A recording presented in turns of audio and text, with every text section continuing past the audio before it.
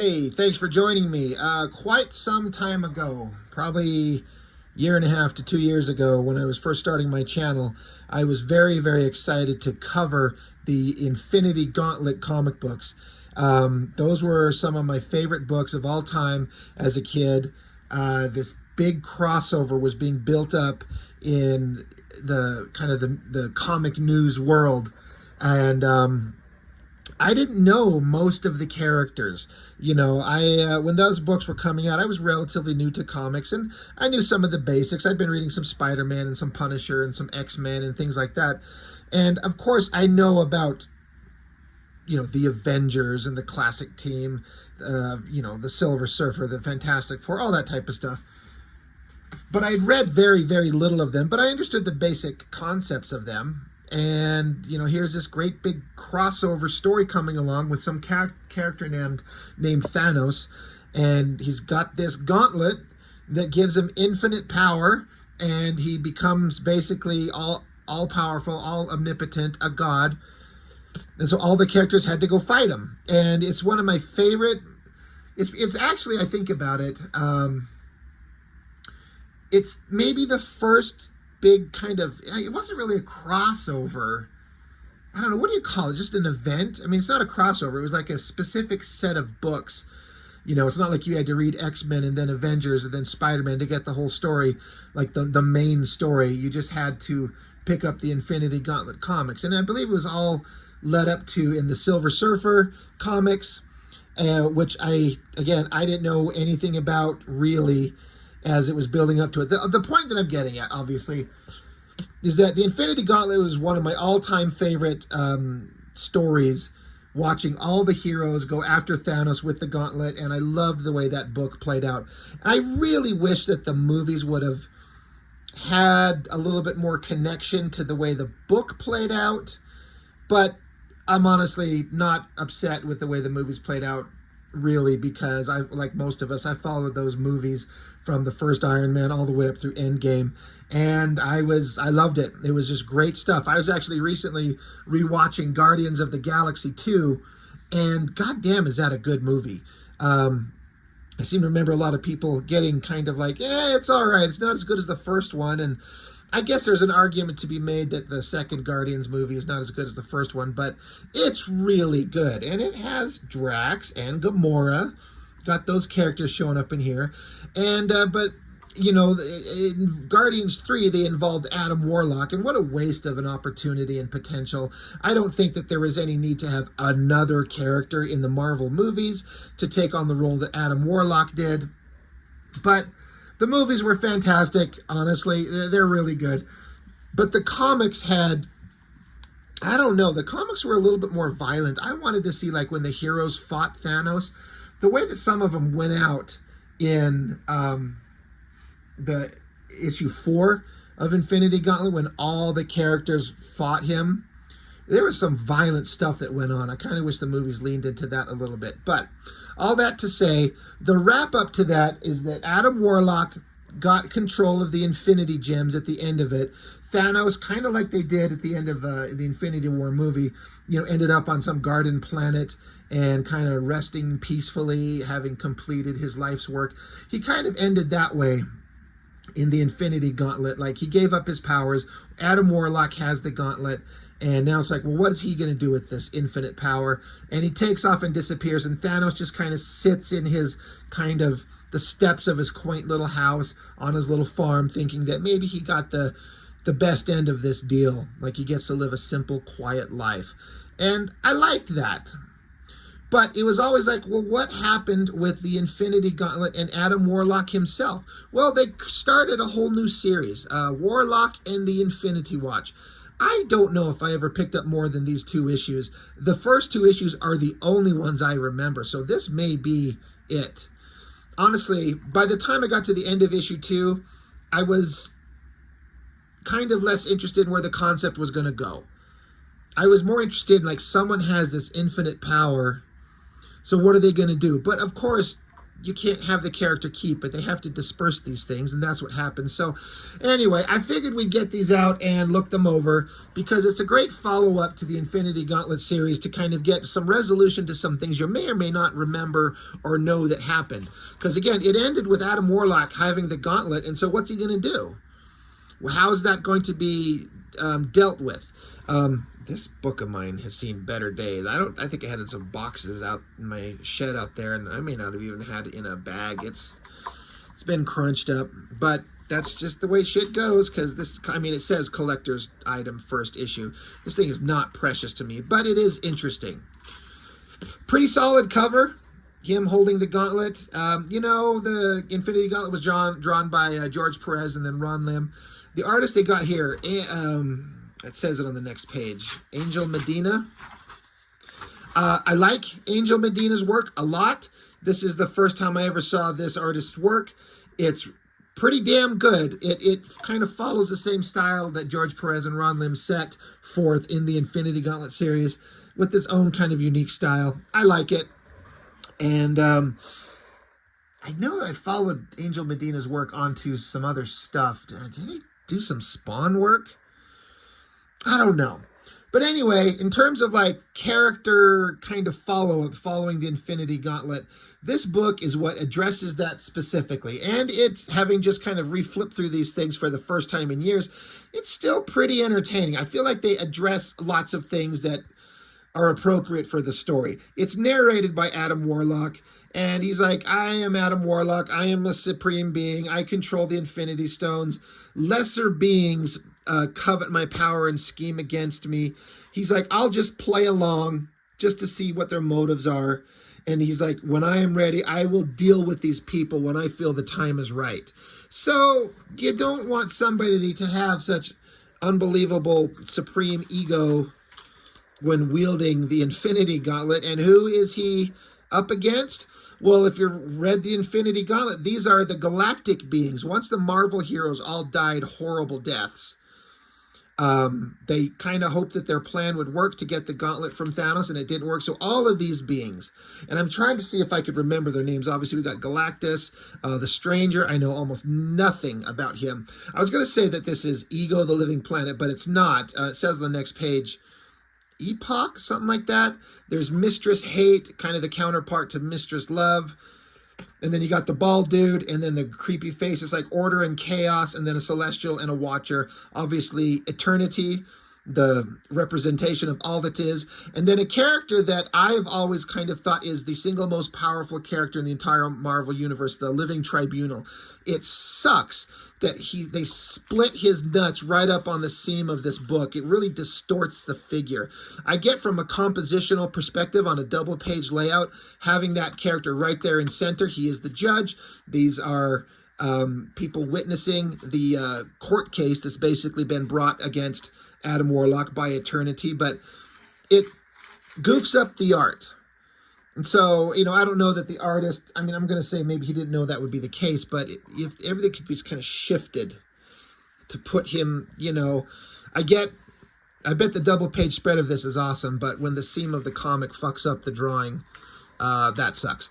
But yeah, I've always kind of liked the Living Tribunal. My first exposure to that character ever was the What If X-Men Lost Inferno, where the demon hell creatures took over Earth and just violently killed everyone. Everything wiped out and died.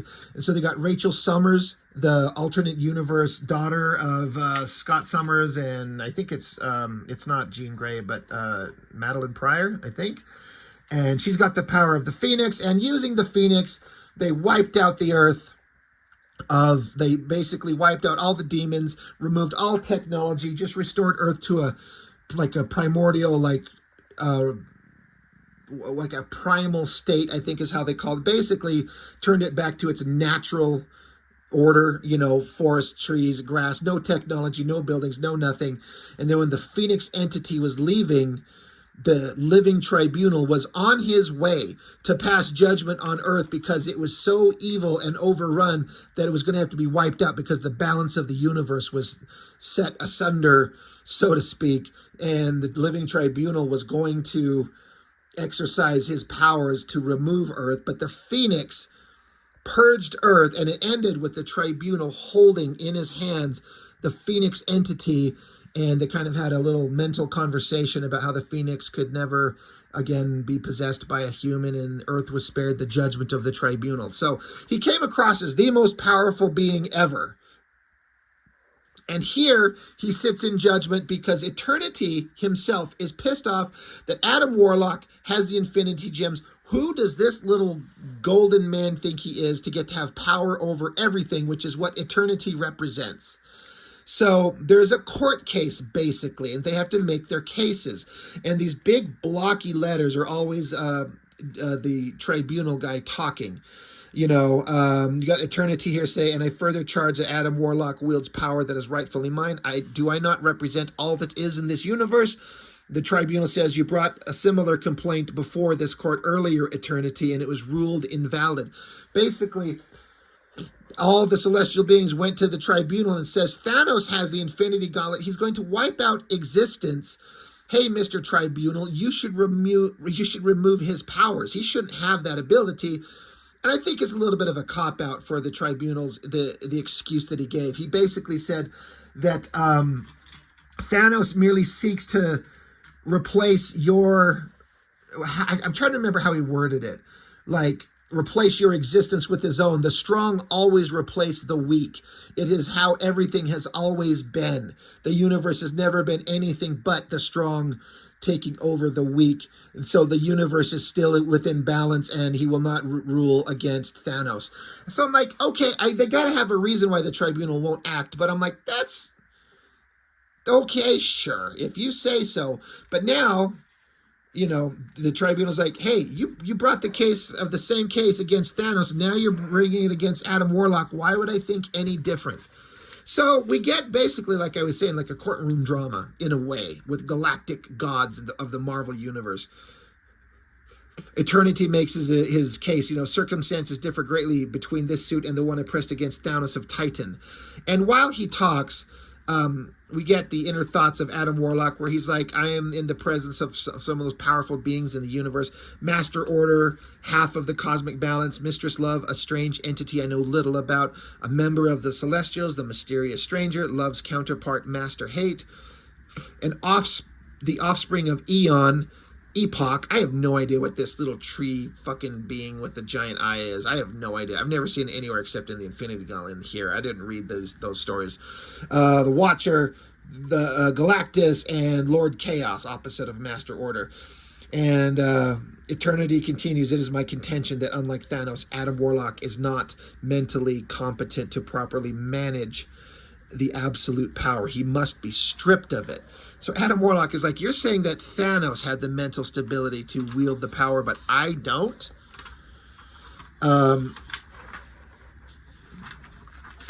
So Warlock, he doesn't like to hear this. He's like, nonsense. My very status as this reality supreme being assures my perfection. I am incapable of mental deficiency.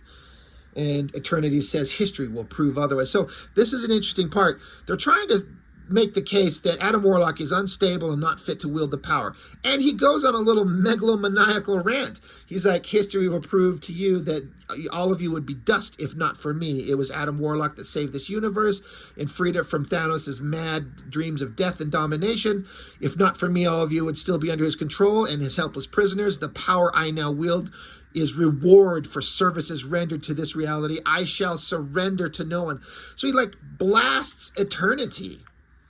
That's like attacking God in a way, not, you know, thy Lord and Heavenly Father, but in the Marvel universe and a supreme galactic being.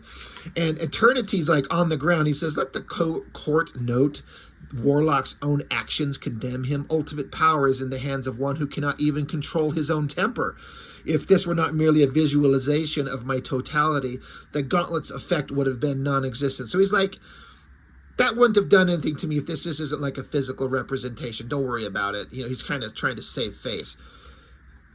So Adam Warlock continues. He's like, you have no idea how much this universe's salvation cost me. You dare seek judgment against me. I will not tolerate this effrontery. And he like blasts away every cosmic being around him. And then suddenly a simple snap of the tribunal's fingers, And it says, let order be restored to this hearing. It's kind of like a judge, like banging the gavel, order. He just snaps his fingers, poof, everything is back the way it was. So instantly we're like, oh shit, the tribunal. Like, do you say the Infinity Gauntlet gives you mastery over everything and everyone? But look what he just did. I thought that was a really interesting character moment that validated my thought that the tribunal is the most powerful being in the Marvel Universe. And even Warlock is surprised. He's like, what? And the tribunal says, I represent forces that dwarf even your might. And Adam Warlock says, another assertion yet to be proven. This tribunal says, my task is to judge this reality's most pressing cosmic issues. My authority comes from on high. Eternity, present your case. So Eternity's like, fine, thank you.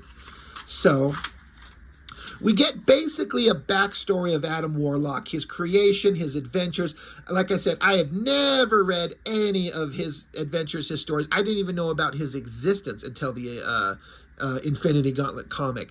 So it's a good way to give a backstory to the lead character of the book if you don't know anything about it. I do have to say, I really have always liked Eternity's design. It's like a head harness, some weird hook thing sticking out of his shoulders, like a cloak that he wields, and then just his visualization that you see of him is just like space in the infinite universe that is him, with just like a half face in blue. It's a really neat design. I don't mind exactly the representation they did in that last Thor movie, though like most things in that movie, they really didn't utilize it to its best possible degree, but it was neat to see it. But yeah, we get basically a history of Adam Warlock. Now, if you know the cosmic character backstory, I assume this is just all kind of a recap of the story of Adam Warlock. And again, I've never read him. I don't know anything about it. So it gives a history, but it's Eternity giving a case that Adam Warlock's creation is evidence of his inability to he shouldn't have this kind of power. So, you know, they keep going back and forth, and Eternity's like, you had a terrible upbringing, you couldn't make the bonds in life that you wanted to, and now you seek to control all life. It's a position you were clearly unqualified for. And Warlock's kind of trying to look into the eyes of the galactic beings, and like, is there any sympathy in their eyes? But of course, there's not going to be. So again, the backstory of Adam Warlock is explained. His kind of interactions with the High Evolutionary, how he eventually got connection to the Soul Gem, the Infinity Gem itself, that he's always kind of had a connection to with the Soul Gem, and just things that just adventures for his backstory that happened in his life. You know, it seems kind of like interesting cosmic stuff. I don't know. Was Adam Warlock a really powerful, powerful, but popular character? Was this something that people really liked? Because again, I didn't know anything about him until he showed up in the Infinity Gauntlet. And so I know he's out there, but I don't know what how people remember the character really. So they keep going back and forth. Eternity keeps making his case that, Adam Warlock says that, all the things he's done, it matters not that my scheme worked and millions were spared destruction. Adam Warlock's making kind of a case for his adventures and things that he did. I did this. And so Eternity's like, so your philosophy is that the ends always justify the means? And Warlock replies, not always, but under the right circumstances. I see things differently than most. That is a quality I believe most here would appreciate. I have always used my power for the benefit of the universe. So it's like, so even when you were I guess it's pronounced Magus, Magus, and Adam Warlock is kind of surprised that you know of that. And so there was like an evil version of himself out there. And I think that guy is the villain in the Infinity War comics. I think my brother John, over on his channel, he started going over the Infinity War. He just did issue 1.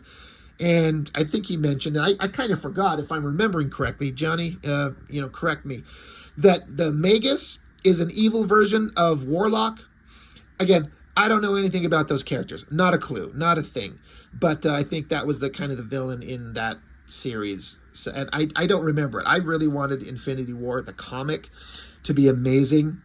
And it had moments that were interesting, but boy, nothing matches the Infinity Gauntlet. You just can't repeat that. Anyway, it just goes on to, again, more history of the character. All these characters everywhere that he gets involved with, including the, Earth's mightiest heroes and others. Spider-Man. So, after being all these adventures and all these crazy things that they went through, the Tribunal's listening on, and Eternity's making a case that Adam Warlock had a moment where he made a really dark decision and it was dangerous, and they're like, he could do the same kind of thing again. And Warlock's like, well, that was a temporary aberration. And Eternity makes a point that one that could recur at any time, and that's a nightmarish thought, especially considering the power you have now. If the Magus, the evil version of you, can come back and he's got the Infinity Gauntlet, like, why would we trust you with these things if ultimate evil can come from you? And so Adam Warlock asks Eternity, well, who do you think should have them? And Eternity makes his case. I really like this drawing of Eternity. His arms spread out. It's really cool. But Eternity's like, Adam Warlock's like, who do you think should have the Infinity Gems? And Eternity says, am I not the embodiment of all there is of the universe? Who better to have complete control of this reality? Adam Warlock says, I doubt that is a sentiment the Living Tribunal would agree with, because he represents one who you currently acknowledge as a superior with absolute power. Your attitude towards him might change. So, they're like, if I hand over these gems to you, you might be more powerful than him. And then now there's an unbalance of everything. And is anybody going to like that? And all the galactic beings are just looking on. So finally, the Tribunal, he makes a point. He says, part of my assigned duties is to maintain a balance of power within this sphere. And so Adam Warlock says, so in other words, it all comes down to you deciding if I should retain control of the Infinity Gems. The Tribunal says, and determining if I have the power to, and Adam Warlock interrupts him and says, wrest the gauntlet from me? And I just like how there's a face-off between Warlock and the Tribunal. They just look at each other. And it's like, it's up to you to decide if I should have them, and if you decide that I don't, can you forcibly remove them from me? That's the question. What would that be like? So Eternity stands. He says, Living Tribunal, we wait the wisdom of your judgment. So the Tribunal says, and so you shall have it. I like this shot of him standing there. And Adam Warlock, he powers up his glove. He's like, all right, remember, you are about to hand down a verdict to one who is the absolute master of power, space, reality, the soul, and the mind and time. And I love this shot right here. Very powerful. The Tribunal acknowledges, he's like, I know what you do. I know what powers you have. He says, let it be known that I rule against you. Surely, with your mastery of time, this decision is no surprise to you. Eternity's contentions that you are mentally unfit to control such power cannot be denied. In your hands, the universe would surely come to a disastrous end. I like how he stood up, and as he announces his judgment, this cloak that hangs over his face slowly just like folds over and covers his face. Now, he's got multiple faces, so I didn't read it as like his head is turning, but because the faces on either side get a chance to be shown, but the face up front that's speaking, the cloak covers it. I thought that was a really interesting kind of spooky, ominous thing there. I actually really like it. But yeah, he's like, the universe would come to an end in your hands. And so, Adam Warlock powers up. He's like, and your duty is to ensure that not happening. And the only way you can accomplish that is to forcibly separate the Infinity Gems from my person. So the power blasts away all the galactic beings. They're all gone.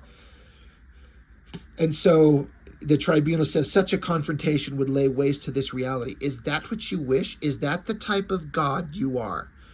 And Adam Warlock says, no. I am the type who sees the future and is held prisoner by it. How many times has this little drama repeated itself to me? And I like this line that in the Tribunal says, with great power comes great responsibility and little happiness. It's a great little addition to the Spider-Man thing, which is true for Spider-Man. I like how they kind of tie it into here. With great power comes great responsibility and little happiness. So Adam Warlock is conceding that he knows. He understands. He says, but the most maddening thing is the way I always react, even though I know how things will turn out. This mantle of supremacy never fit comfortably on my shoulders. The tribunal says, so then you submit to my judgment. And Warlock says, as we both always knew I would, I will immediately see to the proper dispersal of the Infinity Gems. Now, it's time for Eternity to pitch his fit, which he's like, yeah, Eternity's not going to like that. And so the tribunal says, so I declare this gathering adjourned. Eternity freaks out, says, what? You're not really going to let allow Adam Warlock to determine who the guardians of the Infinity Gems should be, are you? And the tribunal says, most definitely. So I'm making sure I didn't skip a page. And so Adam Warlock walks off. He says, I go to select 5 beings I feel will be the best protectors of this universe's dearest treasure. So Eternity comes charging after him. He says, and Eternity has no say in this selection? Adam Warlock says, none. Do not even think about interfering in this process. Eternity freaks out. He's like, I shall not tolerate such effrontery. He says it again too. And Warlock says, you begin to bore me, Eternity. And Eternity says, and you me. And so Adam Warlock snaps his fingers and makes Eternity disappear, which speaks to the level of power that he does have. So then the galactic gods are surrounding Warlock and the tribunal. The galactic gods disappear, and the tribunal says, so should we all be. Our separate works await us. But you, Adam Warlock, have the gravest task of all. I wish you good fortune with it. And with that, with the great ending splash page here, Adam Warlock flies off into space. He says, and so I am off to shed my godhood, to share it with 5 courageous souls. I pray they will prove worthy of my trust. So I need to shout out Jim Starlin's writing. He wrote the Infinity Gauntlet, right? And I loved every word of dialogue in that book. It felt really in character. It felt properly profound and appropriate to the situation. And the same thing happens here. I can't say that I've read much of Jim Starlin's works, but the stuff that I have, I remember a lot of it. And this first issue of Warlock and the Infinity Watch, I remember very, very well and with much fondness. And revisiting it, I really still dig it. It's a good, proper follow-up to the Infinity Gauntlet. It's everything that should have been. In a way, I almost kind of wish that it would have just stayed with that one book.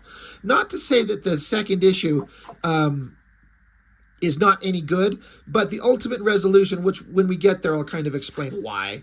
But he's like, it makes it a little bit less interesting. So we start out a spaceship floating in just space, just floating there, gathering the watch, it says. And in this ship is this character, Moondragon. Again, another character I don't know anything about except seeing the character in the backgrounds. I think she was in the background somewhere in the Infinity Gauntlet. And then this book is the only book, to my recollection, I've ever read anything about her. I have no idea who she is, what she's about, where she comes from. Not a thing except this book. But the ship, she was under attack by some alien creatures. She survived, but she's sitting here in the space seat, you know, the suit, exposed to space, and her air is almost about to run out. She's like resigned herself to death. Warlock shows up, and he's like, you know, you're not that far from crossing over. You only got a few seconds left of air. Suffocation is a particularly unpleasant way to die. And she's like, well, do you have some kind of deal to offer me? He's like, yeah, maybe. Are you interested in a new lifestyle? And so she's like, well, my old one's never really worked out, but it would require shouldering, Warlock says, it would require shouldering great responsibility and earning my trust. And she says, truthfully, I've never been good with trust or responsibility. He says, I know, but I'm willing to give you a second chance. He's like, well, and then as the oxygen depletes, both seats are empty, they're gone.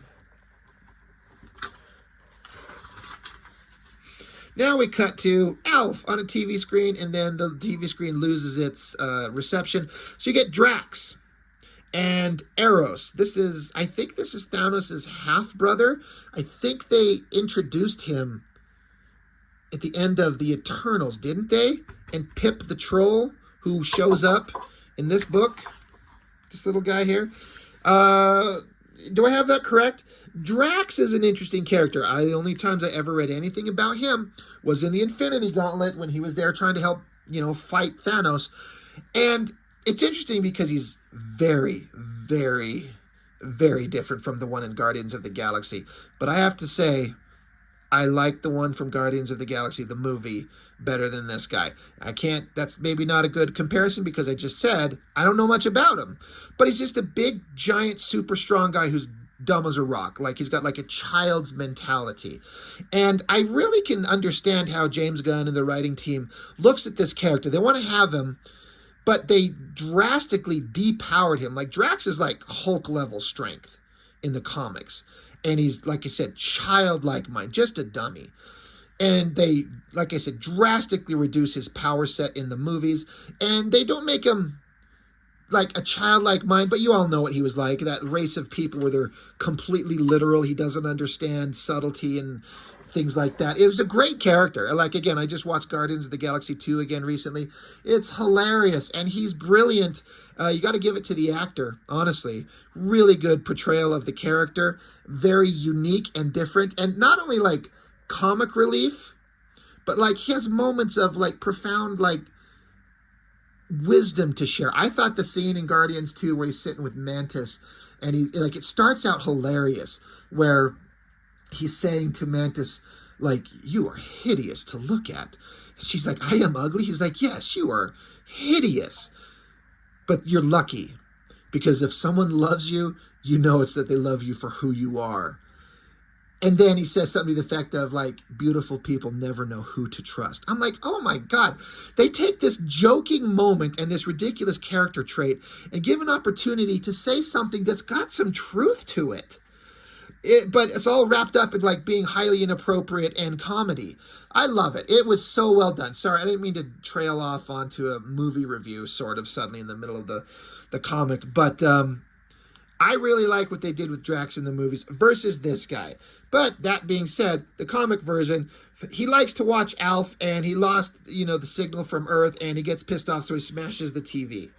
And Eros is like, we got to find you something else to do with your time. And so Warlock shows up. I've got the thing. Hey, Drax, do you wish to waste the rest of your days watching cartoons, or would you rather have purpose in life again? And he's like when I wanted to kill Thanos. I appreciate they did keep that element of his backstory. I kind of knew at one time what comic version Drax, why he wanted to kill Thanos. I honestly can't remember. Is it killing of his family? Is that a thing? I know he's been like killed and reborn or something to that effect. Something. Anyway. Drax is like, all right, well, sure, let's go. So Warlock takes him. And so now they appear on a planet. So you got the Moondragon lady in this ridiculous outfit. I mean, if you know me, you follow my channel, you listen to me talk about female characters and the way they're dressed, and you see my own art. You know that I like the beautiful ladies. You know that I like drawing beautiful ladies, and I like sexuality in characters. But sometimes in books, especially like comic books for like Marvel Comics kids, and these outfits, it's so ridiculous, like it's almost too much.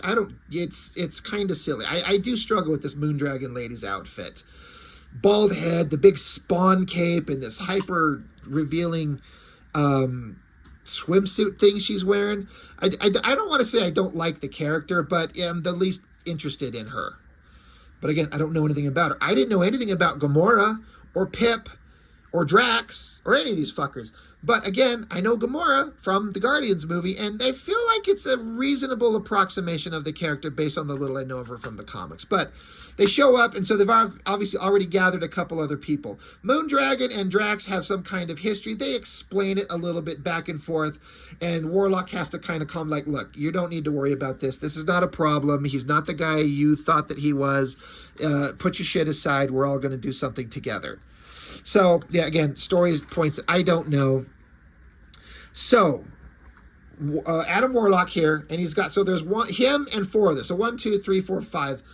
There are 6 gems, but there's 5 of them here.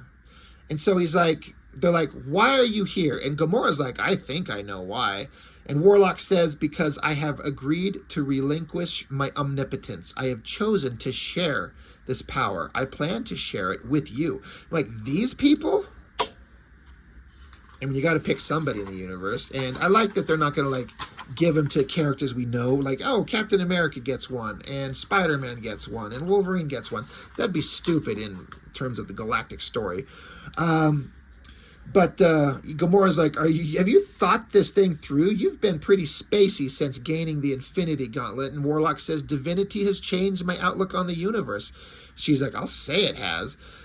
Just take a second to look at who you're planning on sharing this power with, like a hyper-powered child and a Pip the Troll and kind of what seems to be like a former villain. And Warlock's like, what's wrong with them? And she freaks out on him. She's like, have you lost your mind or foul-ups? And he says, my omnipotence assures the infallibility of my decision. There's no need for further debate. She's like, fine, whatever. Just do whatever you will. So he rises in the air, bursts with energy, and he says, with the Infinity Gems, I'm the master of all time, space, power, the mind, and the soul. And this, Moondragon says, God, and Pip's like, yeah, exactly. But he says, but such power is more than my soul can bear. Supremacy is a mantle I wish to shed. And so Moondragon says, I'll relieve you of the burden. And Gamora's like, yeah, I'm sure you would. And he kind of says, yeah, no one individual should have all this power. So he says, that is why I bestow the space gem on Pip the Troll. And I think this is the one, the space gem. That was the first one. That was the basically the cosmic cube in the first Avengers movie, right? With it, you can violate the laws of space as flagrantly as you do man's laws. So he just hands out a gem to Pip the Troll, and he's like, whoa, okay. It's kind of cool. So places it on his forehead. Try it out. And then he has the ability to teleport himself around. Warlock says, I knew you'd be a natural teleporter. And Gamora's like, you're giving this little scoundrel an infinity gem? That's crazy.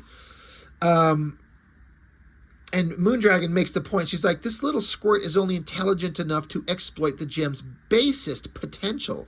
Like, it has the potential to do infinite things. And he's like, all he can do is teleport with it. And she says, but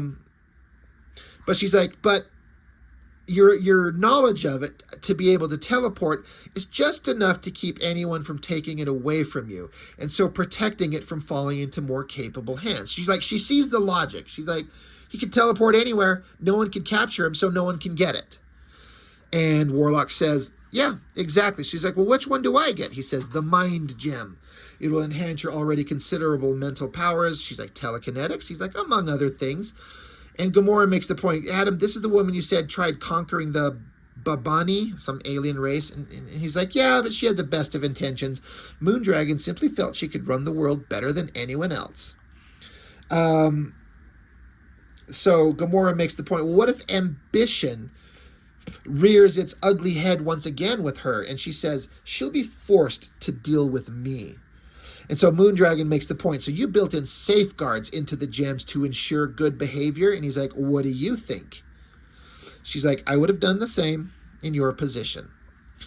And Adam Warlock continues, any unauthorized use of the gem on my mind or person will be considered a breach of the faith I have placed in you. And she says, and he just looks at her, just gives her like, don't push the issue. You don't want to know what the fallout of that would be. So, Adam Warlock gives Drax the gem of power. He says, it is seeing fitting as you are already almost power personified. And Moondragon says he's too dumb to draw on the gem's might on anything more than a subconscious level. And Drax is like, he's like, what? They've got some kind of history. He's kind of like starting to recognize her. I don't care about that point of the story. But, so again, Warlock put the gem on his head, and Drax like, what's this thing on my head? He pulls off the gem, thinks it's a jelly bean, and swallows it. And they're like, Gamora's like, are you fucking kidding me? No way. And Warlock says, the gem will be as safe in Drax's stomach as anywhere. It's indestructible and won't digest. And she's like, yeah, but. And he's like, Drax's physical being is unlike most creatures. I'll explain later. Trust me. He won't lose it. And at the same time, Pip had the gem on his forehead. And Gamora sees, she's like, Pip, where did your gem go?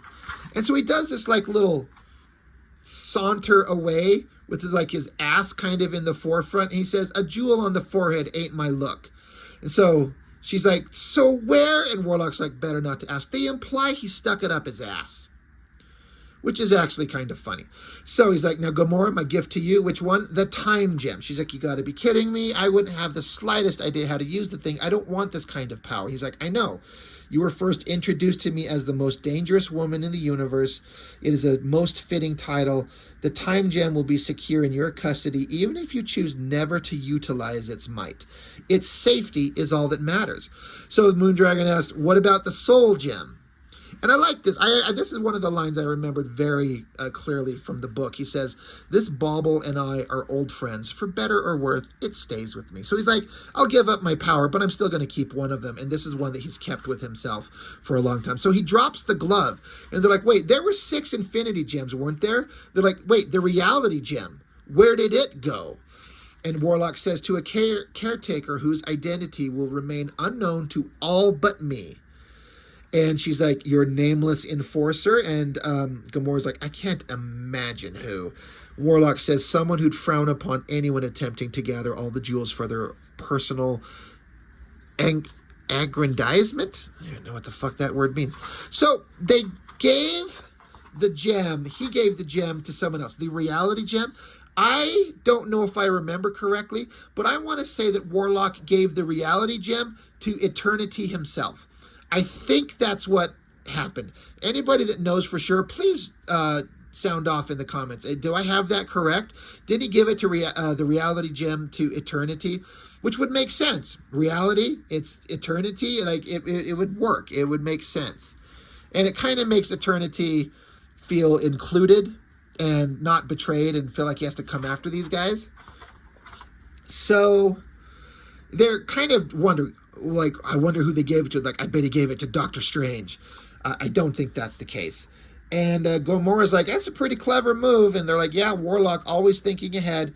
So they're like, so now Warlock says, each of you carries a great responsibility on your forehead or in your stomach or wherever, like up your ass. Many will covet the power you possess. There will be no end to the schemes they'll employ to take the gems from you. So vigilance will be your only protection. We have to work together. We have to depend on each other. The cosmos depends on you. And if you fail in this task, eternal night will enshroud the heavens. From this moment on, you are soldiers of the Cosmic Guard, members of the Galactic Elite. And they all stand around and pose. And it says, let the stars know you to be the Infinity Watch. And I actually thought this is where the comic book should end. It should, boom, end right there. But it doesn't. It keeps going. And he's like, now if you'll excuse me, I gotta go. And they're like, wait, what? Like, you can't be serious about leaving. He's like, I am. My period as this reality supreme being has been a shattering experience. I fared poorly as a divine entity. I am in dire need of solitude in order to regenerate my spirit and strength. This is how it must be. I am sorry until we meet again. So I actually thought that they would all kind of stay together, which would be interesting, but he has to take off. Now, I don't remember if he comes back. I assume he has to. This is Warlock and the Infinity Watch, and it's kind of dumb to just have the 4 by themselves. So they're like, well, he's taken off. Who's going to be the boss? And Drax is like, Drax is not taking orders from a woman or a midget. And so Drax flies off into space. Pip disappears. So now it's Moondragon and Gamora left. And so Moondragon says, I think I'll use my new power to build a starcraft. Can I drop you somewhere? And Gamora's just kind of like, Adam, what have you done? And the next issue, the High Evolutionary. So the gems are distributed between these characters. And I don't have any problem with the characters. I don't know what other version of this story could possibly have been done, but the idea of one person with all the gems is interesting, but there's no way they can leave that story like that with Adam Warlock keeping them. But I kind of wasn't particularly interested in following these characters around because I didn't know anything about them. And I just, at the time, I was like, I enjoyed both of these books. I got to see the wrap-up of where they're going, and I'm pretty sure I stopped collecting it right here. I don't know that I've ever seen an issue 3 or 4 myself. I don't know that there's any more story, because now it just goes off into the galactic adventures of all these chuckleheads and of them trying to, like, figure out what to do with these stones and what do they do with them and how they get along. And it just becomes another team of spacefaring adventurers having galactic stories to be told. And that's fine, but I apparently wasn't interested in collecting because I was done. And I don't know what happened. I don't know how long the comic went. I don't know where the gems ended up ultimately. I don't have a clue. It's just one of those things where the Infinity Gauntlet story ended right there. That's where it ended in terms of the follow-up to the actual story itself. Adam Warlock has him. He had Space Court, and he represented himself pretty good, and he distributed him to these guys, and off they went into adventures I know not what. And that's it. That's where the Infinity Gauntlet ends for me in terms of the comics. So if anybody read these and knows what happened in the future, you know, a little kind of, you give me a summary, I'd be kind of interested to know. But that being said, it was a pretty interesting comic. You know, I enjoyed them, even though I was like, I'm done. I don't need to read anymore. I got the follow-up to these crazy Infinity Stones that I was really interested in at the time. When was this comic? 91, I want to say. 92. So, good times. And, you know, pretty interesting comic and well-drawn, well-written. Jim Starlin, you know, he knew what he was doing with this stuff. It's pretty damn good stuff. So that's all I got for now. Thank you for watching. I really do appreciate it. I'll see you next time.